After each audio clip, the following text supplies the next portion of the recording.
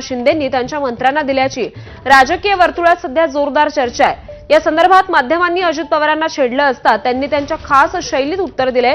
ज्यांना कुणाला माझ्या खात्यांवर वॉच ठेवायचा आहे त्यांनी ठेवावा असं अजित पवार म्हणाले। तर बैठकीत स्थानिक स्वराज्य संस्थांच्या निवडणुकांच्या तयारीवर चर्चा झाल्याचं शिंदेंचं म्हणणं आहे। दरम्यान काल मंत्रालयात सुरुवातीला उद्योगमंत्री उदय सामंत यांनी अजित पवारांची भेट घेतली।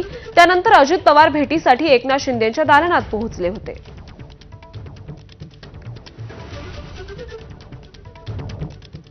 तर या संपूर्ण प्रकरणावर अजित पवार आणि एकनाथ शिंदेंनी नेमकं काय म्हटलंय पाहूया। वॉच ठेवण्यासाठी आता ठेवा ना, त्यांनी पण ठेवा। ज्यांना कुणाला वॉच ठेवायचा आहे त्या सगळ्यांना वॉच ठेवण्याचा अधिकार आहे। त्यांचं सगळ्यांचं स्वागत।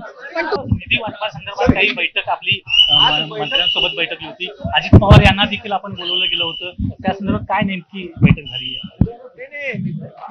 आपल्या शिवसेनेच्या मंत्र्यांची रेग्युलर बैठक झालेली आहे। त्यामध्ये आढावा आता समोर आता निवडणुका आहेत या संदर्भात देखील चर्चा झाली। स्थानिक स्वराज्य संस्थांच्या त्या जिल्ह्यातल्या पालकमंत्र्यांच्या बरोबर त्या भागातल्या निवडणुकांच्या बाबतीमध्ये नियोजनाच्या बाबतीमध्ये बैठक झालेली आहे।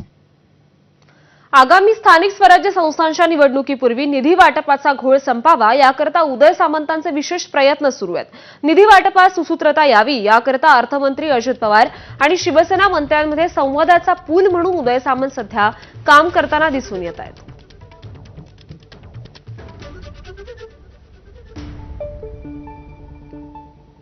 मशिदींवरील भोंग्यांच्या मुद्द्यावर उपमुख्यमंत्री अजित पवार यांच्या उपस्थितीत आज मुस्लिम शिष्टमंडळाची सह्याद्री अतिथीगृहावर बैठक होतीये।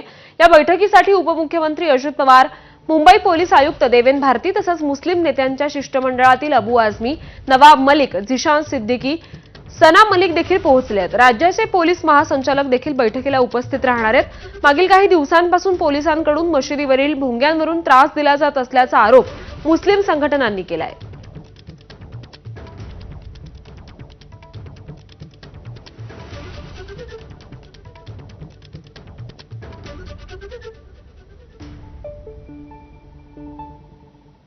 दरम्यान